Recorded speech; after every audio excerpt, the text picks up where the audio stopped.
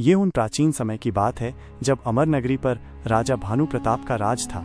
एक शाम जब राजा गहरी नींद में थे, तभी एक मधुर लेकिन तेज आवाज में गाई गई रागिनी उनके कानों से टकराई। उनकी नींद टूट गई, मानो कोई जादू टूट गया हो। राजमहल से थोड़ी दूर एक पुराना शिव मंदिर था, जहाँ कालिदास नाम का एक युवक रहता था। वो मंदिर में पूजा के समय घंटियां और घड़ियाल बजाता था, आरती गाता था और बाकी समय या तो जंगल में भटकता था या अपनी मस्ती में जोर जोर से गीत गाता था। जब उसे गाने की धुन चढ़ती थी तो वो न दिन देखता था और न रात, बस ऊंची तानों में अपनी धुन छेड़ देता था, जैसे सारी दुनिया उसकी धुन में खो जाए। उसी शाम जब वो मंदिर के पास बगीचे में गा रहा था, राजा भानु प्रताप की नींद खुल गई। गुस्से में आकर उन्होंने पुकारा, अरे कोई है?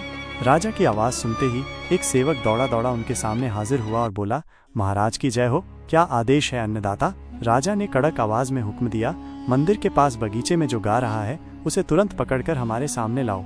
महल की सुरक्षा में तैनात सैनिकों ने तुरंत बगीचे में जाकर कालिदास को पकड़ लिया और उसे घसीटते हुए राजा भानु प्रताप के सामने ले आए। राजा ने गंभीर स्वर में पूछा, क्या तू ही अभी बगीचे में गा रहा था? कालिदास घबराकर बोला, महाराज मुझसे भूल हो गई, मैं कान पकड़ता हूँ। न मेरी 7 पुश्तें अब गाना गाएंगी। उसकी घबराहट और मासूमियत देखकर राजा को हंसी आ गई। उनका गुस्सा पिघल गया और वे बोले, डर मत नौजवान, हमने तुझे इसलिए बुलाया क्योंकि तेरा गाना हमारे दिल को भा गया। इतना मधुर गायक हमारे दरबार से अब तक कैसे छिपा रहा? फिर राजा ने मुस्कुराते हुए कहा, कल सुबह हमारे राज दरबार में आना। तेरा नाम क्या है? कालिदास ने जवाब दिया, जी कालिदास महाराज। राजा ने जोर से हंसते हुए कहा, वाह कालिदास, बड़ा मधुर गाता है तू। कल दरबार में आ, हम तुझे ढेर सारा इनाम देंगे। अपने साधारण वस्त्रों में राज दरबार में हाजिर हुआ। राजा भानु प्रताप ने उसे स्वर्ण मुद्राएं, रेशमी वस्त्र और सम्मान से नवाजा। धीरे धीरे कालिदास राजा का प्रिय दरबारी बन गया। उसकी आवाज में ऐसी मिठास थी कि राजा की दिन भर की थकान छूमंतर हो जाती और रात की नींद सुखमय हो जाती। राजा अक्सर सोचते, कालिदास की आवाज में जादू है। ये सुनकर मन शांत हो जाता है और नींद ऐसी आती है मानो स्वर्ग में विचर रहा हूँ। एक रात दिन भर के राजकाज से थके राजा जल्दी सो गए। स्वप्न में उन्हें एक घना रहस्यमय जंगल दिखा, जहाँ एक रमणीय सरोवर था जिसका जल चांदनी सा चमकता था। सरोवर में सुंदर हंस तैर रहे थे, मानो स्वप्नलोक के प्राणी हों। राजा का मन भी सरोवर में स्नान करने को ललचाया। जैसे ही उन्होंने डुबकी लगाई, सरोवर के भीतर एक भव्य महल दिखाई दिया जिसकी दीवारें रत्नों से जड़ी थीं। राजा ने सोचा, ये कैसा अद्भुत महल है, इस सरोवर के गर्भ में कौन रहता होगा? उत्सुकतावश और एक अनजाने आकर्षण से खिंचे वे महल में प्रवेश कर गए। वहां एक सुनहरे पलंग पर एक अति सुंदर युवती विश्राम कर रही थी। उसका रूप ऐसा था मानो चंद्रमा की किरणों से बनी हो गौरवर्ण, लंबे केश और रेशमी वस्त्रों में लिपटी। राजा ने मन में ठाना, ये युवती ही अमर नगरी की रानी बनने योग्य है। इसके बिना अब मैं एक पल भी जी नहीं सकता। वे उससे बात करने को आतुर थे, पर तभी आधी रात को कालिदास ने बगीचे में टहलते हुए जोर जोर से गाना शुरू कर दिया। उसकी बेसुरी रागिनी, जो इस बार मानो रात के सन्नाटे को चीर रही थी, ने राजा की नींद तोड़ दी। क्रोध में आग बबूला राजा ने हुक्म दिया, इस कमबख्त गवैये को फौरन हमारे सामने लाओ। सैनिकों ने कालिदास को पकड़ कर लाया। वो बोला, महाराज की जय हो, मेरा गाना आपको फिर पसंद आया होगा, मैं सवेरे इनाम लेने आ जाऊंगा। राजा ने गुस्से से कहा, खामोश नालायक, तेरी वजह से हमारी स्वप्न सुंदरी से मुलाकात अधूरी रह गई। वो सरोवर का महल, वो अप्सरा सी कन्या, सब कुछ तुझने छीन लिया। सैनिकों, इसे जंगल में ले जाओ और इसका सिर धड़ से अलग कर दो। कालिदास चिल्लाया, पर राजा के दिल में तनिक भी दया न आई। सैनिक उसे घसीटते हुए जंगल की ओर ले गए। जंगल में जब एक सैनिक ने तलवार उठाई, कालिदास गिड़गिड़ाया, मुझे मत मारो, महाराज का क्रोध क्षणिक है, कल उनका गुस्सा ठंडा होगा तो वे तुम्हें भी दंड देंगे। सैनिकों ने आपस में सलाह की। एक बोला, ये ठीक कहता है, पहले इनाम, अब सजा कौन जाने महाराज का मन। दूसरे ने कहा, हाँ भाई, बात में वजन है।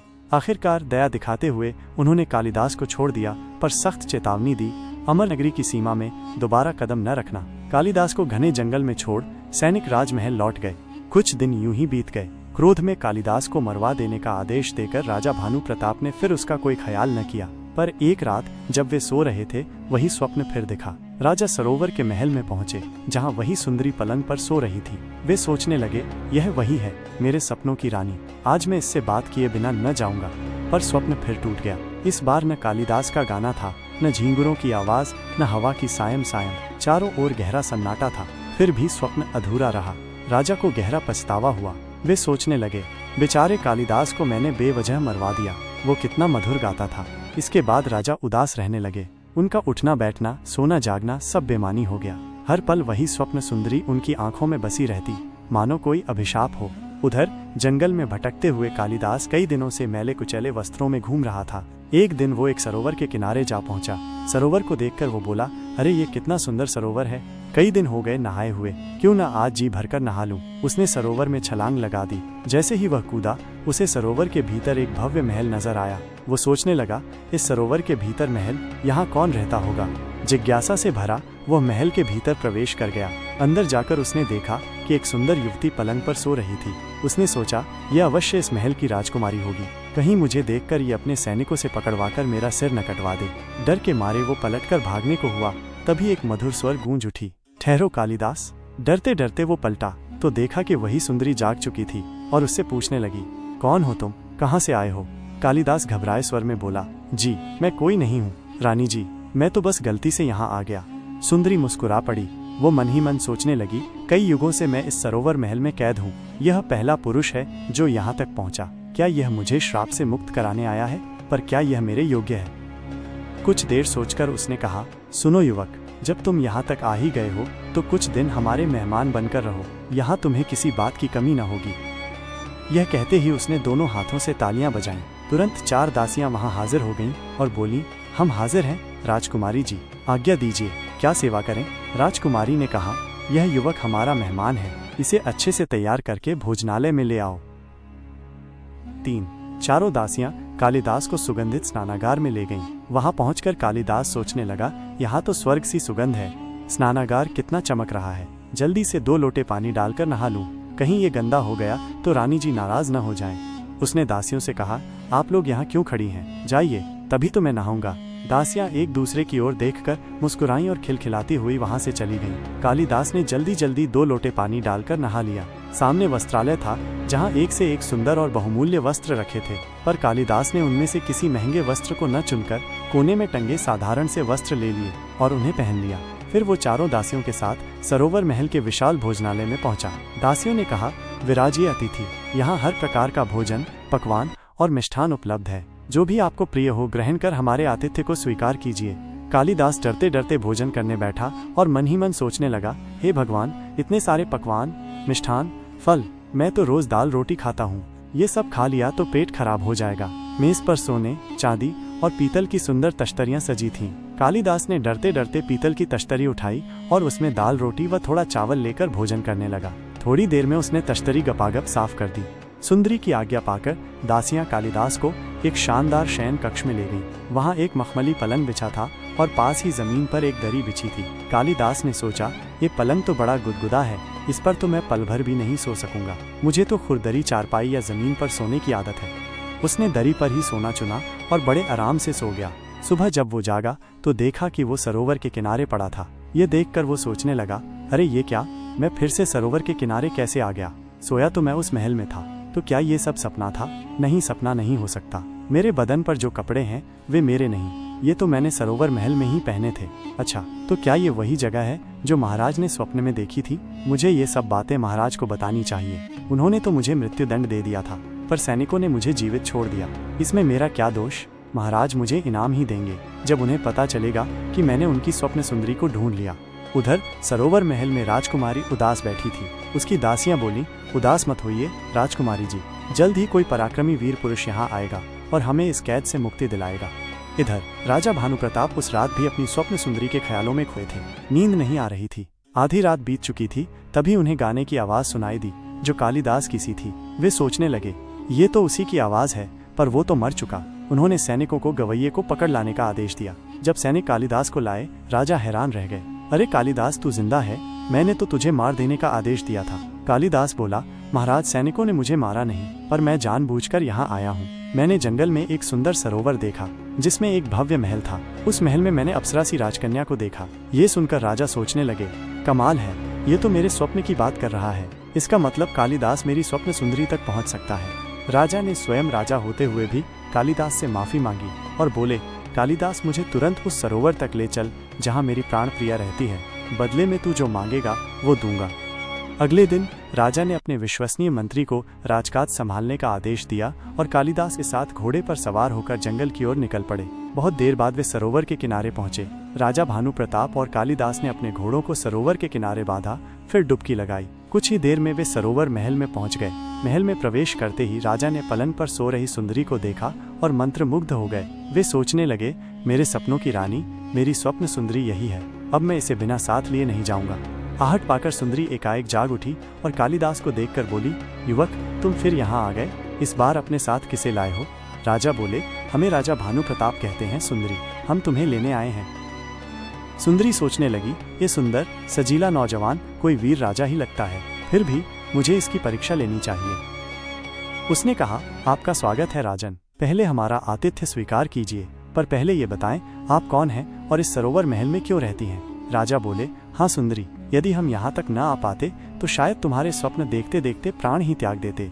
कालिदास बोला, रानी जी, हमारे महाराज रोज स्वप्न में आपको देखते थे, इनके दिन का चैन, रात का आराम सब आपके ख्यालों में छिन गया था। सुंदरी बोली, ओह, तब तो आप आज हमारा आतिथ्य स्वीकार कीजिए राजन। सुंदरी ने अपनी कहानी सुनाई, मैं चंद्र नगरी की राजकुमारी मृगनयनी हूँ, मेरे पिता राजा चंद्रसेन हैं। एक बार शिकार के लिए निकली तो इस सरोवर में एक सुंदर हंस दिखा। दिन भर कोई शिकार न मिलने से मैंने उसे तीर का निशाना बना लिया। हंस को पकड़ने के लिए मैं अपनी 4 सखियों सहित सरोवर में कूदी, तभी एक चुंबकीय शक्ति ने हमें खींच लिया और इस महल में ले आई। वहाँ मैंने एक पुरुष को तीर से घायल पाया। वह तड़प तड़प कर बोला, निर्दयी राजकन्या, तूने मेरी जान ले ली, अब तू इस महल से कभी बाहर न निकल सकेगी। वो जल देवता का पुत्र था। जल देवता प्रकट हुए और बोले, दुखी मत हो बेटी, तुम हमेशा कैद न रहोगी। जब कोई वीर राजा या राजकुमार तुम्हें मुक्त कराने आएगा तभी तुम आजाद होगी, पर पति चुनने में भूल न करना, वरना हमेशा कैद रह जाओगी। सारी बात सुनकर राजा भानु प्रताप ने गंभीरता से कहा, तो अब देर क्या है प्रिय, हम तुम्हें लेने आ गए हैं, चलो, अब तुम्हें इस कैद में एक क्षण भी नहीं रहने देंगे। मृगनयनी बोली, नहीं राजन, आज नहीं, आज आपको हमारा मेहमान बनकर रहना होगा।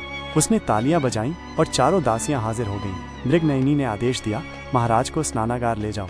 दासियां राजा को सुगंधित स्नानागार में ले गईं। राजा ने कहा, अरे खड़ी खड़ी क्या देख रही हो, हमें स्नान कौन करवाएगा? दासियों ने उन्हें इत्र युक्त जल से स्नान करवाया।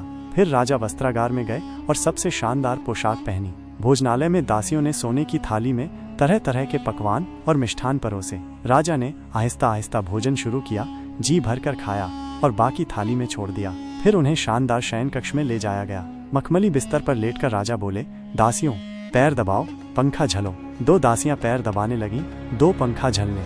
थोड़ी ही देर में राजा गहरी नींद में सो गए।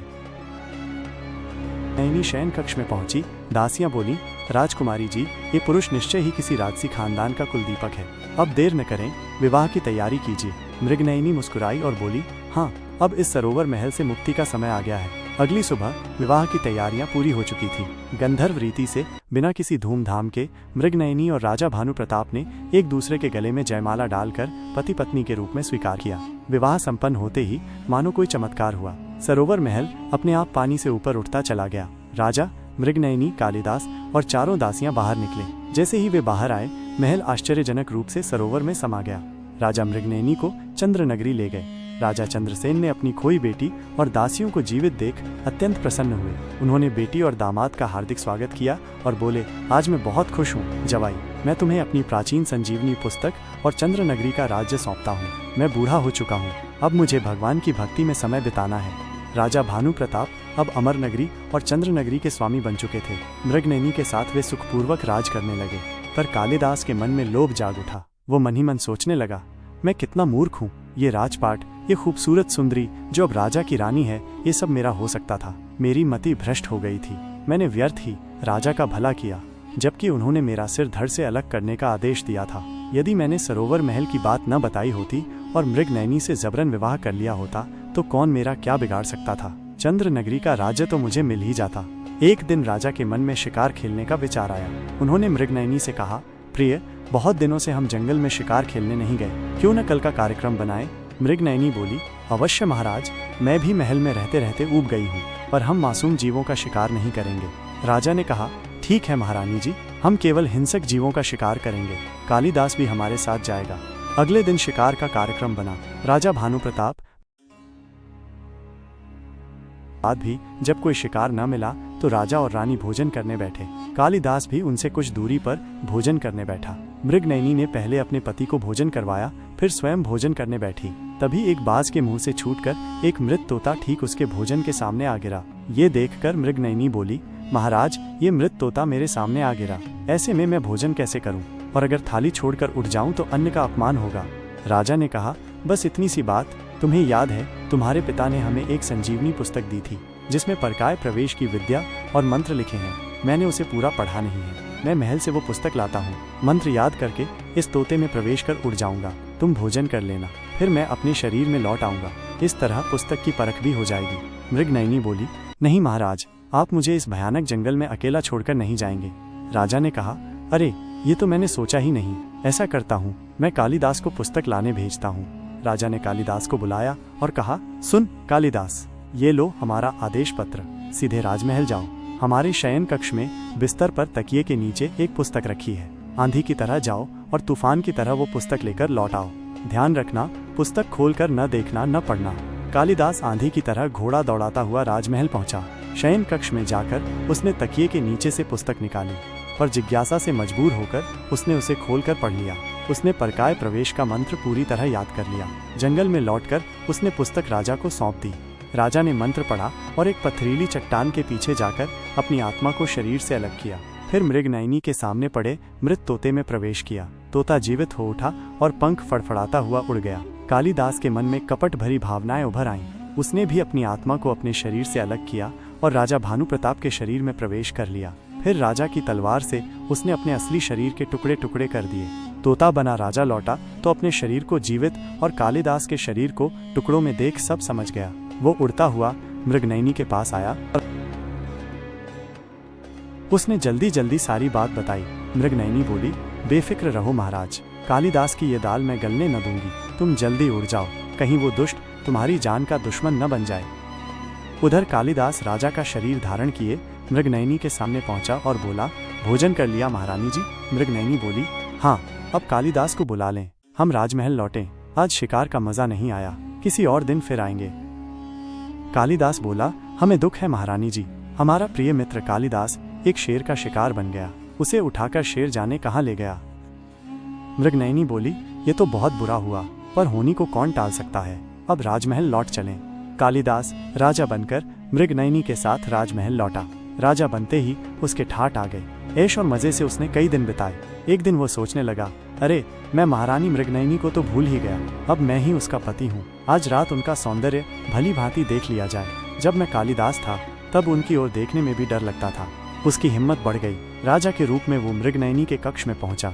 मृगनयनी बोली, महाराज, आखिर आपको हमारी याद आ ही गई, पर क्या आपको याद है कि जब तक आप 1000 तोते नहीं मंगवाएंगे तब तक हम और आप दूर ही रहेंगे। कालिदास बोला, 1000 तोते? पर इतने तोतों का आप क्या करेंगी महारानी जी? मृगनयनी बोली, भूल गए? आपने वचन दिया था कि इस विषय में कुछ न पूछेंगे। चाहे हम तोतों के खून से स्नान करें या उन्हें बगीचे में पालें, ये हम बाद में बताएंगी। कालिदास उलझन में पड़ गया और सोचने लगा, महाराज ने ऐसा वचन दिया है। अच्छा हुआ ये बात मुझे पता चल गई, वरना रानी जी को शक हो जाता। अगले दिन उसने राज्य भर में मुनादी करवा दी, सुनिए साहिबान, जो बहेलिया जितने अधिक तोते पकड़कर दरबार में लाएगा उसे उतनी स्वर्ण मुद्राएं मिलेंगी। बहेलियों में होड़ लग गई। रोज वे जाल बिछाते, तोते पकड़कर लाते और स्वर्ण मुद्राएं ले जाते। तोतों को रखने के लिए एक बड़ा पिंजरा बनवाया गया। मृगनयनी पिंजरे के पास गई, पर उनमें राजा तोता न था। वो उदास हो गई। एक दिन उसे राजा तोता दिखा। वो बोला, तोता नहीं महारानी, यह मैं हूँ, तुम्हारा पति भानु प्रताप। तुम सारे तोतों की दुश्मन क्यों बन गई हो?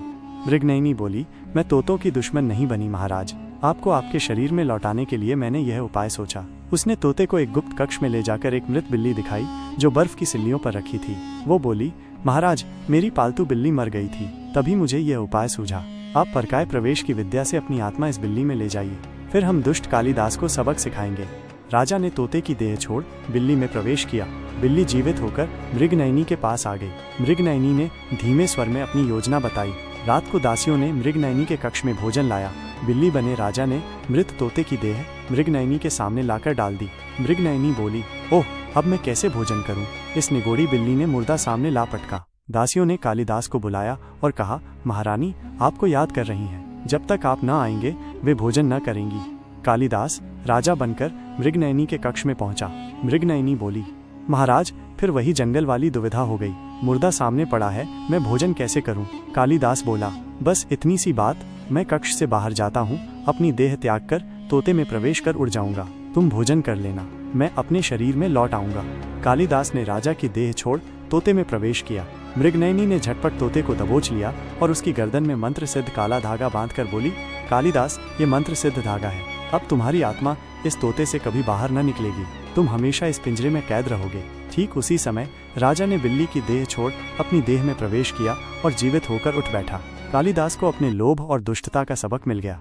मृगनयनी बोली, महाराज, कालिदास के धोखे ने मुझे सिखाया कि छोटी छोटी बातों पर अंधविश्वास नहीं करना चाहिए। पशु पक्षी, यहाँ तक कि इंसान भी रोज मरते हैं, पर प्रकृति का नियम चलता रहता है। राजा भानु प्रताप ने गहरी सांस ली और बोले, प्रिय, तुमने न केवल मुझे बचाया बल्कि इंसाफ का रास्ता भी दिखाया। इसके बाद राजा और मृगनयनी सुखपूर्वक राज करने लगे। कालिदास पिंजरे में कैद अपनी करनी का फल भोगता रहा और उसकी गूंजती रागिनी अब केवल पिंजरे की सलाखों तक सीमित थी।